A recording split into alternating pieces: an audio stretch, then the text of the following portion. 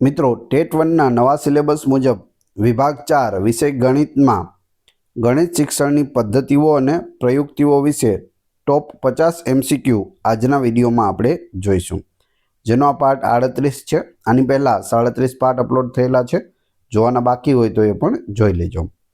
30 ગુણનો આ ટોપિક છે, ખૂબ જ અગત્યનો। 30 પ્રશ્નો પૂછાય છે અને 30 ગુણ હોય છે। છેલ્લે તમારી ટેસ્ટ પણ લેવામાં આવે છે અને આ વિડીયોની ફ્રીમાં PDF પણ તમને પ્રોવાઈડ કરાવવામાં આવશે। તો જોઈએ ખૂબ જ અગત્યનો આ વિડીયો। કઈ શિક્ષણ પદ્ધતિમાં વિદ્યાર્થીઓને ઉદાહરણો પરથી નિયમો તારવવા પ્રોત્સાહિત કરવામાં આવે છે? આગમન પદ્ધતિ। શું કહ્યું? ઉદાહરણો પરથી નિયમો તારવવા। નિયમો અથવા સૂત્રો આપ્યા પછી તેના પર આધારિત દાખલાઓ ઉકેલવા કઈ પદ્ધતિનો ઉપયોગ થાય છે? પ્રથમ નિયમો આપી દે અથવા તો સૂત્રો આપી દે અને પછી તેના પરથી આધારિત દાખલા ઉકેલવા માટે કહે તો તે હોય છે નિગમન પદ્ધતિ। બંને ખાસ યાદ રાખવી, પહેલા નિયમ આવે તો નિગમન અને પહેલા રીત આવે અને પછી નિયમો આવે તો આગમન।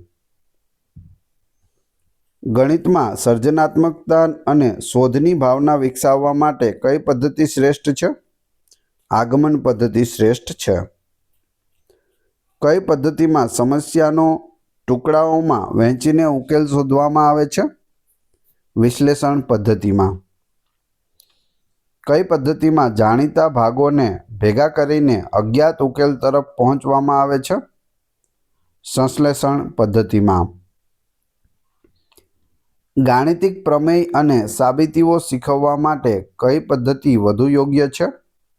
નિગમન પદ્ધતિ વધુ યોગ્ય છે। જ્યોર્જ પોલિયા દ્વારા સમસ્યા ઉકેલના કેટલા મુખ્ય તબક્કાઓ આપવામાં આવ્યા છે? 4। ક્યાં ક્યાં? સમજવું, યોજના બનાવવી, અમલ કરવું અને તપાસ કરવી। જ્યોર્જ પોલિયા દ્વારા આ સમસ્યા ઉકેલના 4 તબક્કાઓ આપેલા છે, ખાસ યાદ રાખી લેજો। કઈ પદ્ધતિ બાળકના જીવનના વાસ્તવિક અનુભવો પર આધારિત છે અને તેમાં વિદ્યાર્થીઓ સક્રિય રીતે ભાગ લે છે? તો તે પદ્ધતિ છે પ્રકલ્પ પદ્ધતિ, ઓપ્શન સી। પ્રકલ્પ પદ્ધતિ કયા સિદ્ધાંત પર આધારિત છે? ક્રિયા દ્વારા શીખવું, કોઈ પણ ક્રિયા કરી અને શીખવું એટલે પ્રકલ્પ પદ્ધતિ। પ્રાથમિક સ્તરે ગાણિતિક ખ્યાલો જેમ કે અપૂર્ણાંક શીખવવા માટે કઈ પદ્ધતિ સૌથી વધુ અસરકારક છે? પ્રયોગશાળા પદ્ધતિ અથવા પ્રવૃત્તિ આધારિત શિક્ષણ। જો કોઈ વિદ્યાર્થીને પ્રમેયની સાબિતી સમજવામાં મુશ્કેલી પડે તો શિક્ષકે કઈ પદ્ધતિનો ઉપયોગ કરવો જોઈએ? વિશ્લેષણ પદ્ધતિ સાબિત કરવાના ભાગોને સમજવા માટે કરવો જોઈએ। ગણિતમાં કઈ પદ્ધતિ વ્યક્તિગત તફાવતોને ધ્યાનમાં લે છે? આયોજિત સૂચના પદ્ધતિ અથવા પ્રકલ્પ પદ્ધતિ। વ્યાખ્યાન પદ્ધતિ ગણિત શિક્ષણમાં ક્યારે અસરકારક બની શકે છે? માત્ર પુનરાવર્તન માટે અથવા મોટા જૂથને સિદ્ધાંતોની ટૂંકી ઝાંખી આપવા માટે વ્યાખ્યાન પદ્ધતિ છે તે ઉપયોગી અથવા તો અસરકારક બની શકે। આગમન પદ્ધતિ કયા શૈક્ષણિક સૂત્ર પર આધારિત છે? મૂર્તથી અમૂર્ત અને ઉદાહરણોથી નિયમો તરફ આગમન પદ્ધતિ।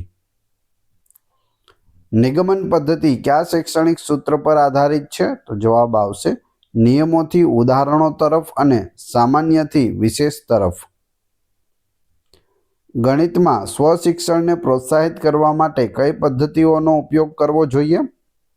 પ્રકલ્પ પદ્ધતિ અને હ્યુરિસ્ટિક પદ્ધતિ। ગાણિતિક રમતો અને પઝલ્સનો ઉપયોગ કઈ શિક્ષણ પદ્ધતિ હેઠળ આવે છે? પ્રવૃત્તિ આધારિત પદ્ધતિ હેઠળ આવે છે। જો શિક્ષક સૂત્ર એટલે કે ક્ષેત્રફળ બરાબર લંબાઈ ગુણ્યા પહોળાઈ લંબચોરસનું ક્ષેત્રફળ એનું સૂત્ર આપે અને પછી તેના પર આધારિત દાખલાઓ કરાવે તો તે કઈ પદ્ધતિનો ઉપયોગ કરી રહ્યો છે? તો તે નિગમન પદ્ધતિનો ઉપયોગ કરી રહ્યો છે, કેમ કે પહેલા નિયમો શીખવવામાં આવે છે। કઈ પદ્ધતિ મુખ્યત્વે સમયનો બચાવ કરે છે અને અભ્યાસક્રમ ઝડપથી પૂરો કરવામાં મદદરૂપ થાય છે, પરંતુ બાળકોને તર્ક કરવાની ઓછી તક આપે છે? તો તે છે નિગમન પદ્ધતિ। ગણિતમાં કઈ પદ્ધતિ બાળકના સહયોગ અને સામૂહિક જવાબદારીની ભાવના વિકસાવે છે? તો તે છે પ્રકલ્પ પદ્ધતિ.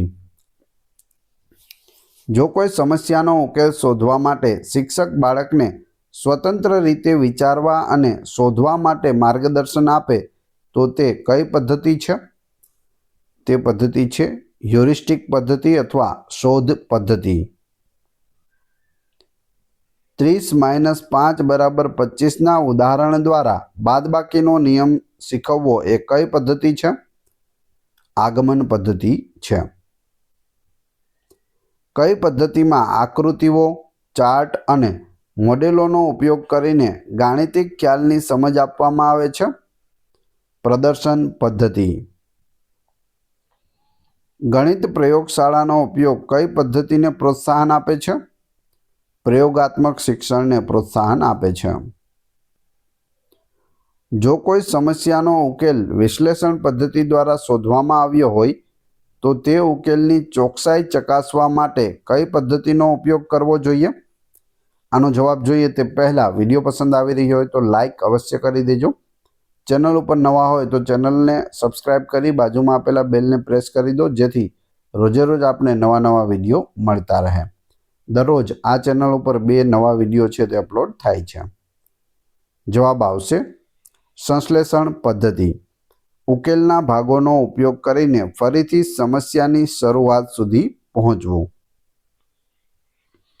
શિક્ષણ સહાયક સામગ્રી TLM ટીચિંગ લર્નિંગ મટીરિયલનો ઉપયોગ કરવાની મુખ્ય પ્રયુક્તિ શું છે?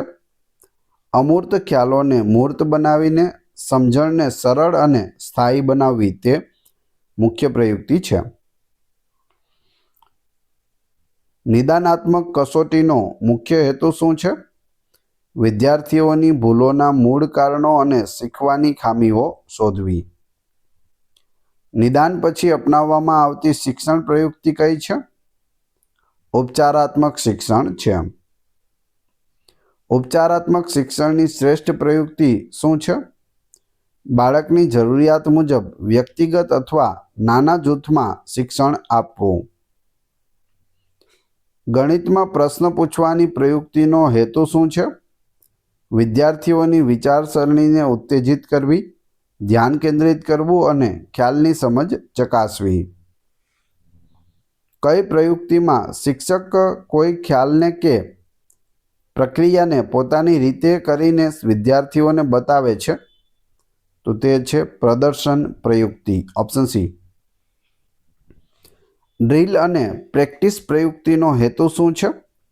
ગણતરીની ઝડપ અને ચોકસાઈ વધારવી તેમજ ગાણિતિક તથ્યોને મજબૂત કરવા.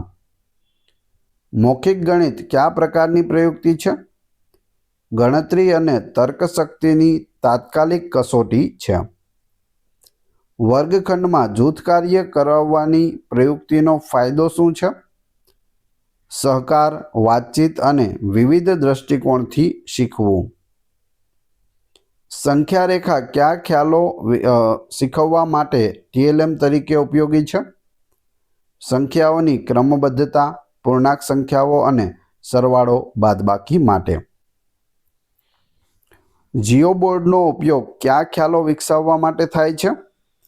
ભૌમિતિક આકારો, ક્ષેત્રફળ અને પરિમિતિ માટે થાય છે. ફ્લેશ કાર્ડ્સનો ઉપયોગ કઈ પ્રયુક્તિમાં અસરકારક છે? ઝડપી પુનરાવર્તન અને ગાણિતિક તથ્યોને યાદ રાખવા માટે. જો કોઈ વિદ્યાર્થીને ગણિતમાં ડર હોય તો કઈ પ્રયુક્તિ અપનાવવી જોઈએ? આનંદદાયક રમતો અને હળવી પ્રવૃત્તિઓ દ્વારા વિષય પ્રત્યે સકારાત્મક વલણ વિકસાવવું જોઈએ. ગણિતમાં આકૃતિ દોરવાની પ્રયુક્તિનો હેતુ શું છે? સમસ્યાને દ્રશ્ય સ્વરૂપ આપીને તેના સંબંધો અને ઉકેલની યોજનાને સ્પષ્ટ કરવી. ડીએન્સ બ્લોક્સ કયા ખ્યાલો માટે ઉપયોગી TLM છે? સ્થાન કિંમત, સરવાળો અને બાદબાકી માટે ડીએન્સ બ્લોક્સ છે તેનો ઉપયોગ થાય છે.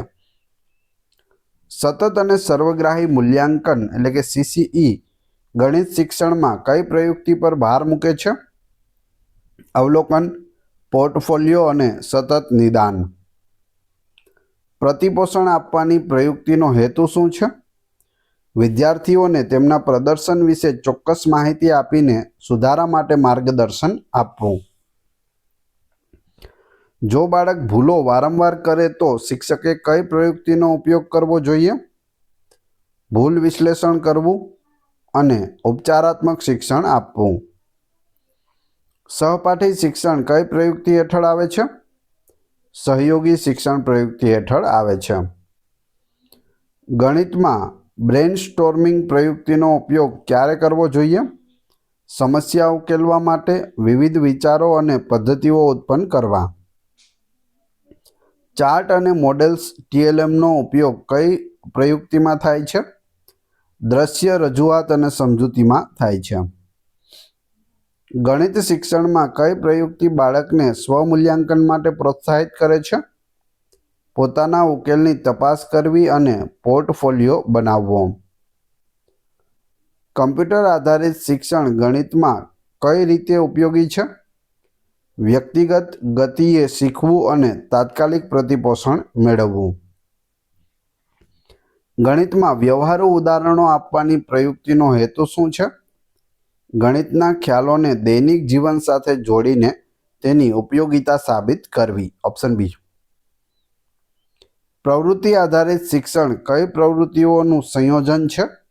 તો તે પ્રયોગશાળા, પ્રકલ્પ અને રમત પદ્ધતિનું સંયોજન છે પ્રવૃત્તિ આધારિત શિક્ષણ.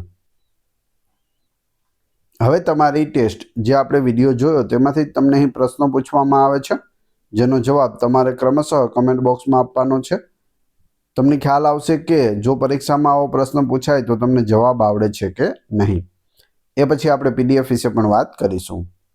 પ્રશ્ન નંબર 1, મૌખિક ગણિત કયા પ્રકારની પ્રયુક્તિ છે? 4 ઓપ્શન આપેલા છે. પ્રશ્ન નંબર 2, પ્રકલ્પ પદ્ધતિ કયા સિદ્ધાંત પર આધારિત છે? બંનેના જવાબ ક્રમશઃ કમેન્ટ બોક્સમાં આપી દેજો. જવાબ ના આવડતા હોય તો ફરીથી વિડીયો જોઈ લેજો. આ વિડીયોની ફ્રી PDF ટેલિગ્રામ અને વોટ્સએપ ગ્રુપમાં મળી જશે. બંનેની લિંક ડિસ્ક્રિપ્શનમાં આપેલી છે. વિડીયો પસંદ આવ્યો હોય તો લાઇક, કોમેન્ટ, શેર અને સબસ્ક્રાઇબ કરવાનું ના ભૂલશો. આ ચેનલ ઉપર ઘણા બધા વિડીયો અવેલેબલ છે. તમે ચેનલના નામ ઉપર ક્લિક કરી વિડીયોમાં જઈ બધા જ લેટેસ્ટ વિડીયો જોઈ શકો છો. જય હિન્દ.